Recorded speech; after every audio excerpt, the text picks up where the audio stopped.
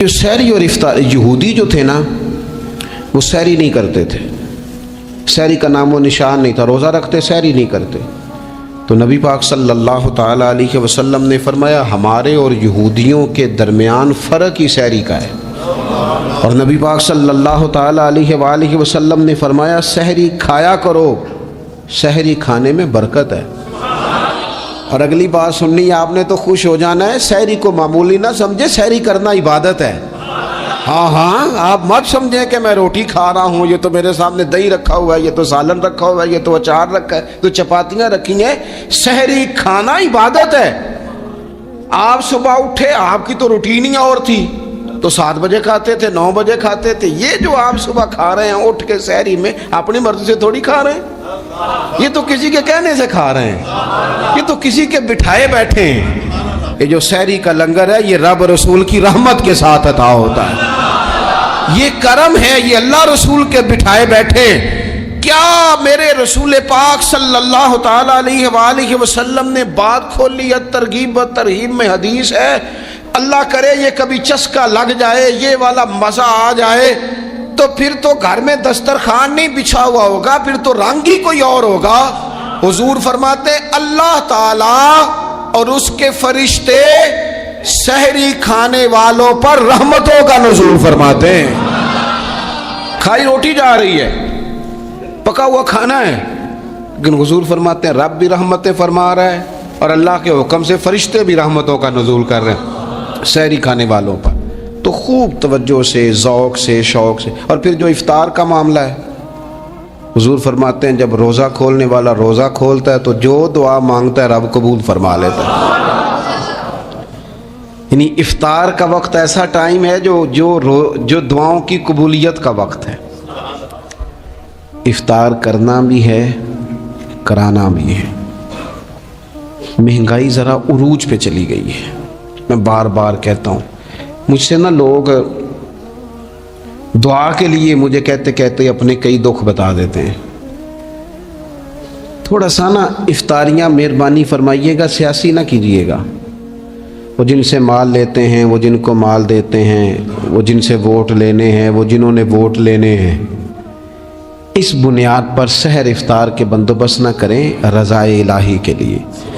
میرے محبوب فرماتے ہیں جس نے رب کی رضا کے لیے کسی کو افطار کرایا، جتنا ثواب اللہ روزہ رکھنے والے کو دے گا اتنا افطار کرانے والے کو بھی عطا کرے۔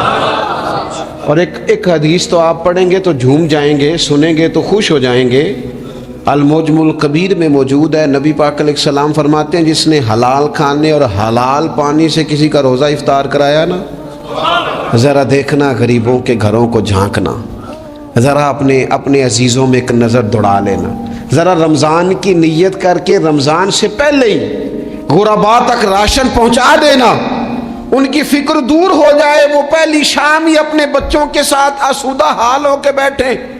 دیکھ لینا یہ نہ ہو کہ ایک بھائی کھل کے کھا رہا ہو اور دوسرے کے بچے منتظر ہوں کہ آج سحر افطار میں کیا کرنا ہے۔ اپنے گلی محلے میں دیکھ لینا، ہم اس رسول کے ماننے والے ہیں جنہوں نے فرمایا میں اسے مومن ہی نہیں جانتا جو پیٹ بھر کے کھائے اور اس کا ہمسایہ بھوکا رہ جائے۔ تھوڑا سا اپنے ارد گرد نظر ڈال لینا، المعجم الکبیر میں حدیث موجود ہے۔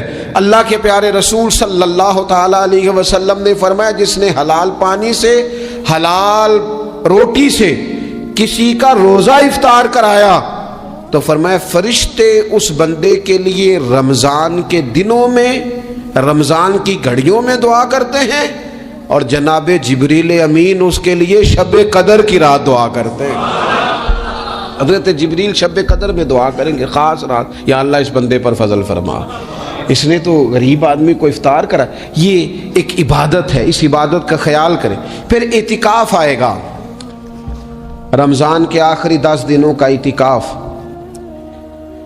اسلام میں رہبانیت نہیں ہے، لیکن کبھی کبھی سب سے کٹ کے اپنے رب کے ساتھ جڑ جانا، کچھ رات کی عبادتیں، کچھ تنہائی کے اذکار، کچھ درود و سلام کا ذوق، یہ ان ساری خوبصورتیوں میں سے ایک خوبصورتی اعتکاف بھی ہے۔ اللہ کے پیارے رسول علیہ الصلوۃ والسلام ہمیشہ اعتکاف کرتے، اور حضرت عطا بن رباح رضی اللہ تعالیٰ عنہ کیسی خوبصورت بات ارشاد فرماتے ہیں فرماتے ہیں موتقف تو اس آدمی کی طرح ہے جیسے کسی بندے کو کسی کے ساتھ کوئی کام پڑ جائے نا تو وہ جا کے اس کے دروازے پر بیٹھ جاتا ہے کہ جب تک میرا کام ہوگا نہیں میں جاؤں گا نہیں۔ فرماتے ہیں یہ اعتکاف والا بھی آ کے رب کریم کے گھر بیٹھ گیا ہے کہ جب تک تو معاف نہیں کرے گا میں جاؤں گا نہیں، جب تک تو بخشش نہیں کرے گا میں اس دروازے سے ہٹوں گا نہیں۔ حضرت ابن عباس رضی اللہ تعالیٰ عنہ نبی پاک علیہ السلام کے روضہ انور کی طرف اشارہ کر کے کہا کرتے تھے زیادہ دیر نہیں ہوئی،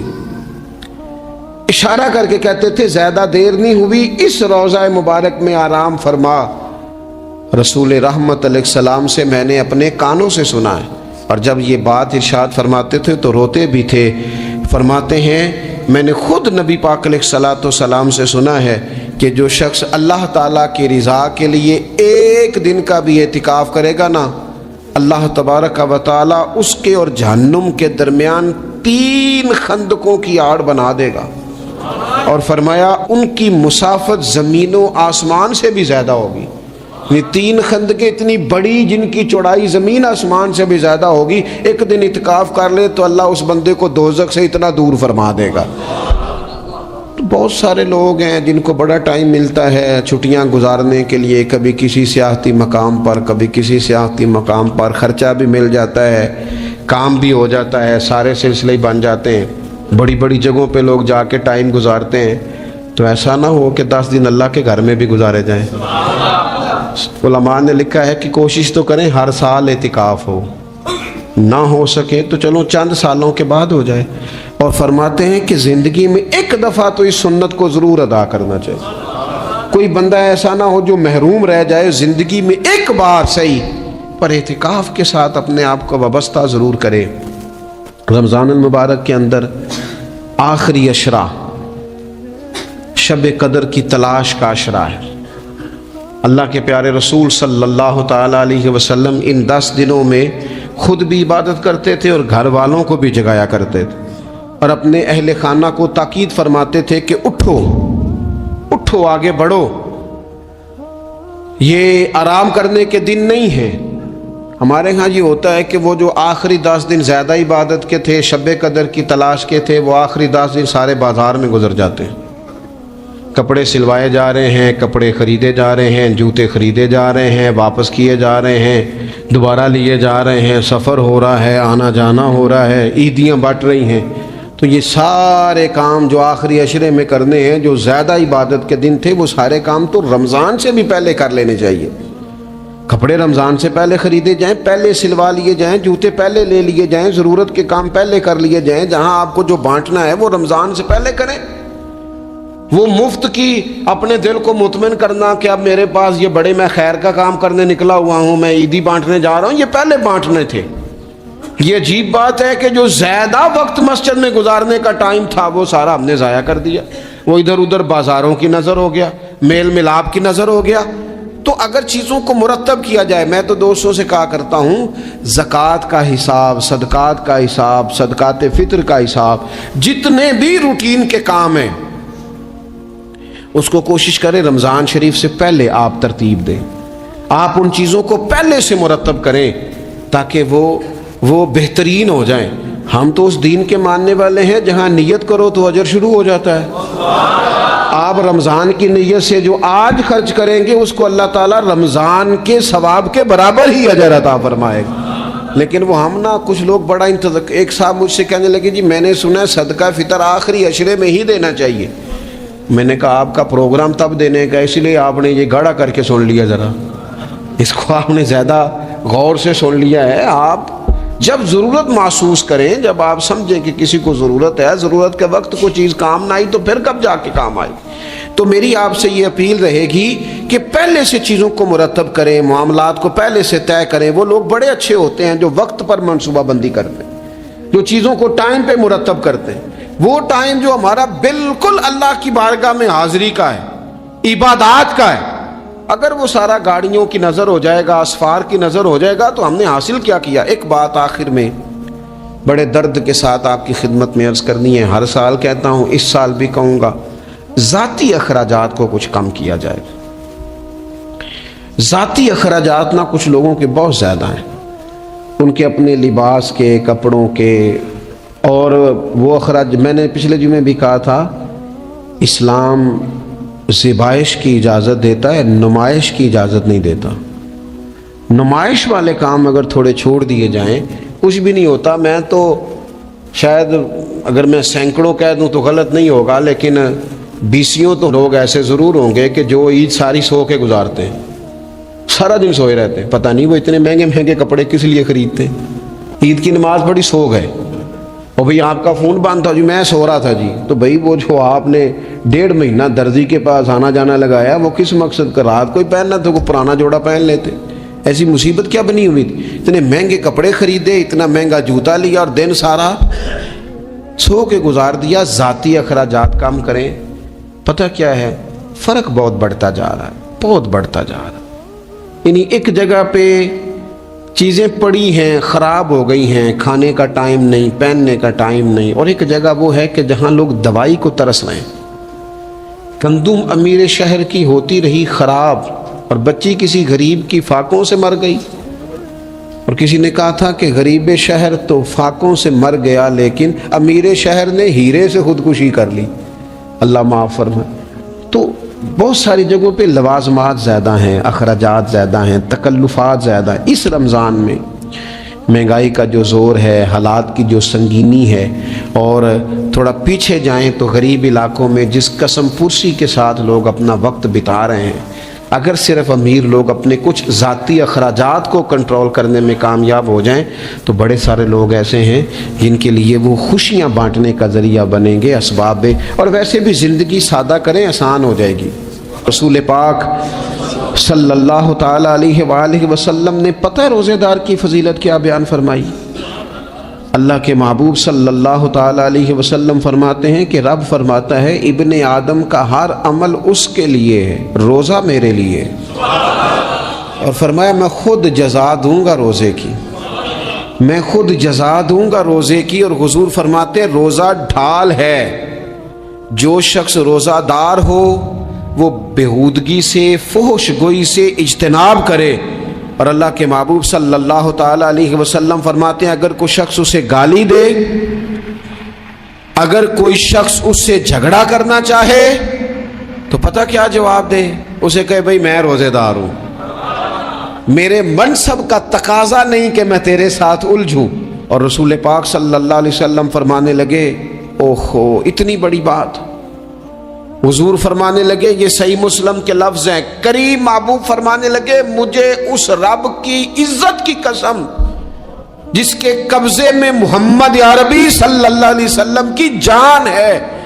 حضور فرماتے ہیں روزہ دار کے منہ کی خوشبو اللہ تعالیٰ کے نزدیک قیامت کے دن مشک کی خوشبو سے بھی زیادہ وقت والی ہوگی. اس کے منہ سے جو خوشبو آتی ہے قیامت میں مشک پیچھے رہ جائے گا. اور رب کی بارگاہ میں صرف روزہ دار کے منہ سے، اگر تیرے منہ کی خوشبو رب کو اتنی پسند ہے تو تجھے بھی تو اپنے منصب کا خیال ہونا چاہیے کہ میں نے روزہ رکھا ہوا ہے، میں روزہ دار ہوں. اور میرے نبی پاک علیہ السلام کے یہ 2 لفظ ہیں نا، وہ صوفیاء ہیں نا، اللہ کے نیک بندے جو ساری زندگی تڑپتے رہے کہ کبھی اے حقیقت منتظر نظر آنا لباس مجاز میں، کبھی مالک ایک دفعہ کبھی تیرا جلوہ ملے، کبھی اے حقیقت منتظر نظر آنا لباس مجاز میں. لاکھوں سجدے تڑپ رہے ہیں میری جبین نیاز میں. اور جو ساری زندگی کہتے رہے کہ ہم تو عمر دراز مانگ کے لائے تھے 4 دن، 2 آرزو میں کٹ گئے، 2 انتظار میں، کہ دیکھو انہیں انعام ملنے لگا ہے. جو اس کی راہ کے سوالی تھے، جو اس کے رستے کے مسافر تھے، جو اسے پانا چاہتے تھے، جو اس کی دید کرنا چاہتے تھے، جو اسے ملنا چاہتے تھے، میرے رسول پاک علیہ السلام نے فرمایا روزہ دار کو 2 خوشیاں ملیں گی. ایک خوشی اس وقت ملتی ہے جب وہ افطار کرتا ہے، اور فرمایا ایک خوشی اس وقت ملے گی جب وہ اپنے رب سے ملاقات کرے گا، جب وہ اس سے ملے گا تو اس وقت روزہ دار کو خوشی ہوگی. میرے دوستو خوشی تو جو ہوگی سو ہوگی، لیکن یہ لفظ بڑے حسین نہیں کہ روزہ دار کی رب سے ملاقات ہوگی. یہی لفظ بڑے باکمال نہیں ایک روایت میں تو یہ ہے نا کہ روزہ میرے لیے ہے، میں اس کی جزا دوں گا، اور ایک روایت میں یہ ہے کہ روزہ میرے لیے ہے اور رب فرماتا ہے میں خود روزے کی جزا ہوں، یعنی باقی نیکیوں پر ثواب ملے گا، روزہ رکھنے والے کو رب رحمان ملے گا۔ نبی اکرم صلی اللہ تعالی علیہ وسلم کے امت کے صوفیاء نے نا کچھ چیزوں کو بڑا کھولا ہے۔ عارف رومی کہتے ہیں کہ ایک دن نا محمود غزنوی نے خزانوں کے دروازے کھول دیے اور فرمایا بھائی میں نے آج ہر چیز کھول دی ہے، جو جس چیز پہ ہاتھ رکھے گا وہ اسی کی ہو جائے گی۔ لوگ دوڑے، کوئی سونے کی طرف، کوئی چاندی کی طرف، کوئی جائیدادوں کی طرف، کوئی خزانے کی کنجیوں کی طرف، کوئی بڑے بہترین گھوڑے اور اونٹوں کی طرف لوگ دوڑ گئے، جو جس پہ ہاتھ رکھے گا اسی کا۔ سب بھاگ گئے، ایاز بیٹھا ہے، نہ وہ حسن میں رہی شوخیاں، نہ وہ عشق میں رہی گرمیاں، نہ وہ غزنوی میں تڑپ رہی، نہ وہ خم ہے زلف ایاز میں، وہ لذتیں کہاں۔ ایاز چپ کر کے بیٹھا ہے۔ پھر محمود نے ایاز کی طرف مخاطب کر کے کہا ایاز اٹھنا نہیں، آج لوٹ سیل لگ گئی ہے، جو جس چیز پہ ہاتھ رکھے گا اسی کی۔ ایاز کہنے لگا بات پکی ہے نا؟ تو محمود خوش تھے، موڈ بڑا اچھا تھا، کہا بالکل پکی ہے۔ تو ایاز کہنے لگے چلو ٹھیک ہے۔ ایاز اٹھے، پیچھے سے جا کے نا تو محمود کے کندھے پہ ہاتھ رکھ دیا، محمود کے کندھے پہ ہاتھ رکھا۔ محمود کہنے لگے یہ کیا بات کا، آپ سے میں نے پوچھا تھا بات پکی ہے، جو جس پہ ہاتھ رکھے گا اسی کا نا۔ تو تھوڑی دیر پہلے مسکراتے چہروں میں آنسو آ گئے، ایاز بھی روئے تو محمود بھی روئے۔ کہا بادشاہ پکا رہنا، وہ جن کو خزانے چاہیے تھے وہ دوڑ گئے، مجھے تو چاہیے۔ لنگ کئی مہینے تے برس گئے تے تیری دید نو دیدے ترس گئے، تیری تو ملے گا۔ تو پھر کہا محمود نے، اس نے کہا میں وعدہ کر چکا تھا، بس ٹھیک ہے، باقیوں کے خزانے اور میں تیرا طے ہو گئی۔ فرمایا باقی نیکیوں پر ثواب ملے گا، روزہ رکھنے والے کو رب رحمان ملے گا، اللہ کا قرب ملے گا۔ دیکھو نا وہ خاص انسان کو کیفیت حاصل ہوتی ہے روزے میں، رب کے ہونے کا یقین۔ وہ جو صوفیاء کہتے ہیں نا مراقبہ کرو، وہ نصیب ہوتا ہے۔ یعنی کسی کو کیا پتہ ہے اس کا روزہ ہے کہ نہیں، اکیلا ہے نا گھر میں، فریزر بھرا ہوا ہے، نہیں نہ کھاتا، کیوں؟ اسے پتہ ہے میرا رب میرے ساتھ ہے، میرا رب مجھے دیکھ رہا ہے۔ بس یہ تصور توحید پکا ہو جاتا ہے رمضان، تو پھر اللہ تبارک و تعالیٰ کی بھی خاص رحمت اور کوئی خاص ہی اعزاز۔ حضور فرماتے ہیں جنت کے کئی دروازے ہیں، ایک باب الریان ہے، اس سے صرف روزہ دار گزریں گے۔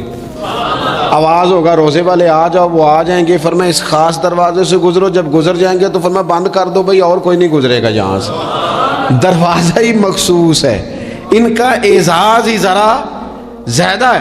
تو میرے عزیز رمضان شریف کے اندر وہ منصب کا بس خیال رکھیں کہ میں روزہ دار ہوں، اس احتیاط کے ساتھ۔ اور دوسری جو رمضان کی چند عبادات ہیں نا،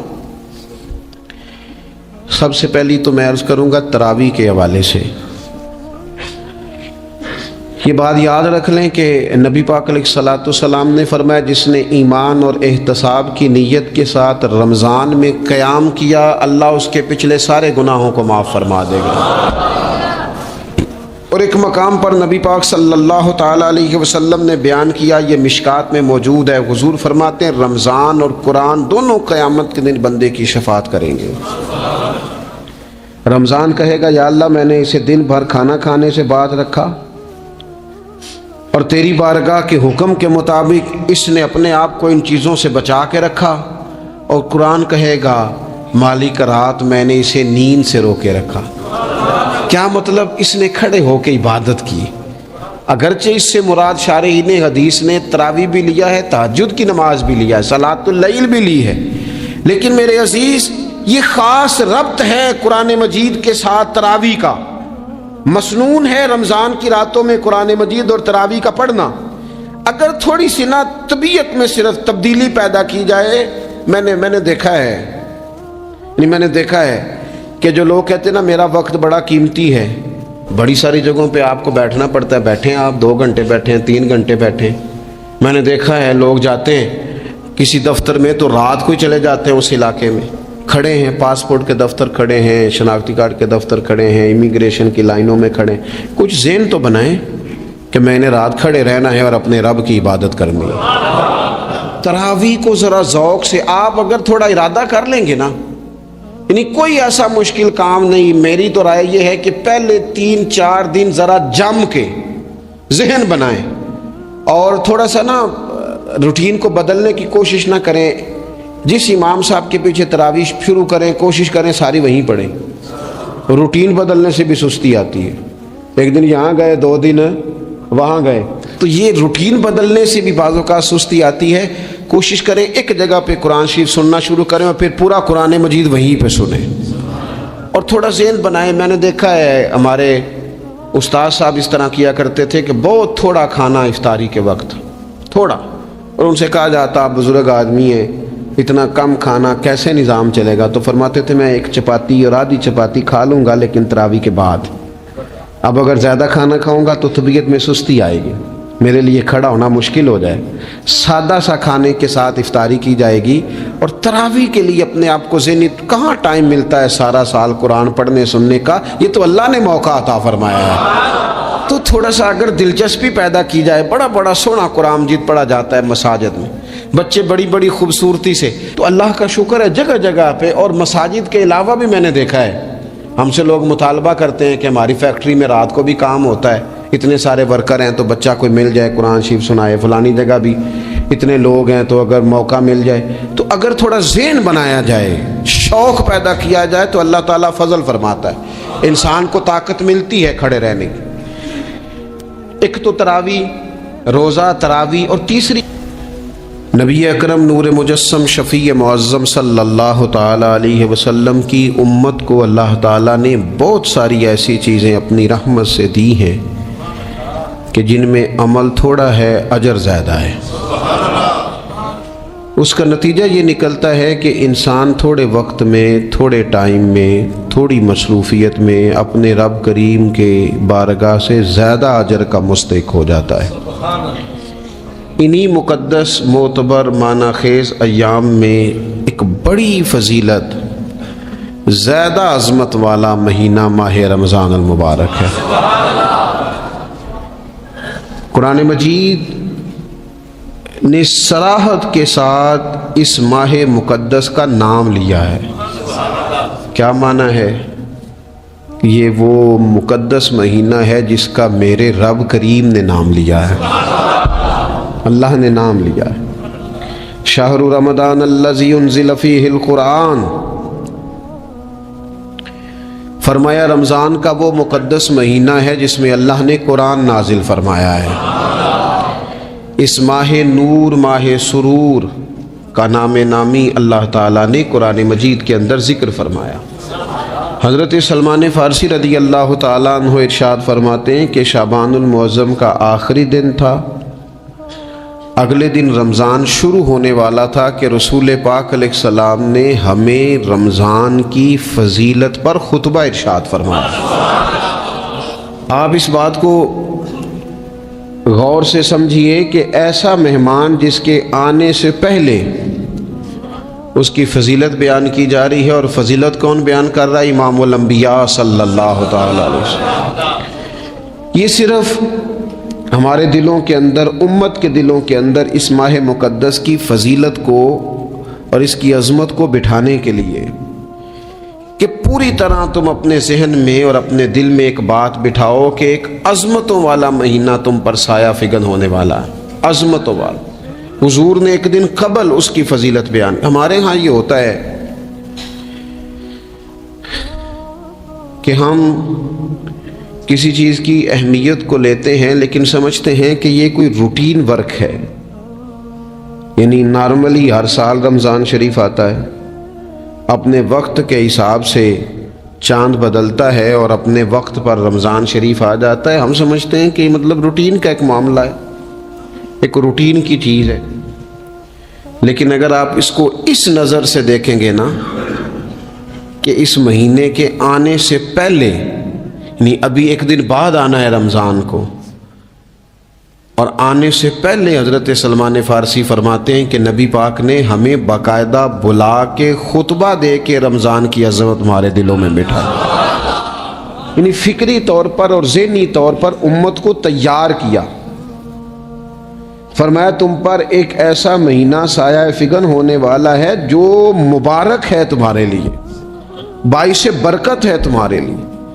تم اپنے آپ کو ذہنی طور پر تیار کرو کہ ایک ماہ نور تمہارے قریب آ رہا ہے۔ جو رمضان، اسلامی عبادات جتنی بھی ہیں نا، وہ مخصوص پوجا پاٹ نہیں، اسلامی عبادات میں سے کوئی عبادت بھی ایسی نہیں جس کا مقصد ہی ہو کہ آپ نے اتنے وقت سے لے کر اتنے وقت تک فلاں عمل کرنا ہے۔ جتنی بھی عبادات ہیں اسلامی، وہ اپنے دامن میں کوئی نتیجہ رکھتی ہیں، کوئی رزلٹ رکھتی ہیں، اس کے ثمرات انسانی زندگی پر مرتب ہوتے ہیں۔ انسان کو تزکیہ نصیب ہوتا ہے، اس کے باطن کو صفائی نصیب ہوتی ہے، اسے خیر کرنے کا موقع ملتا ہے، تربیت کے بہت سارے مواقع اس میں پائے جاتے ہیں۔ بہت سارے اسرار و رموز کے ساتھ اسلامی عبادات ہیں۔ یہ جو رمضان المبارک ہے نا، یہ جو روزہ ہے، یہ روزہ اپنے دامن کے اندر تربیت رکھتا ہے، تربیت۔ یا ایھا الذین آمنوا کتب علیکم الصیام کما کتب علی الذین من قبلکم لعلکم تتقون۔ اے ایمان والو، تم پر روزے فرض کیے گئے جیسا کہ تم سے پہلے لوگوں پر بھی فرض کیے گئے تھے تاکہ تم تقوی اختیار کرو۔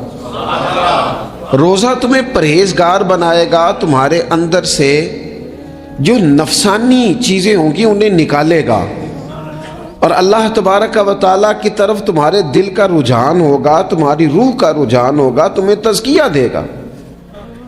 روزہ انسان کی تربیت کرتا ہے، انسان کو روزہ ذہنی طور پر تیار کرتا ہے کہ اللہ کے حکم کے مطابق کھانا ہے، اللہ کے حکم کے مطابق پینا ہے۔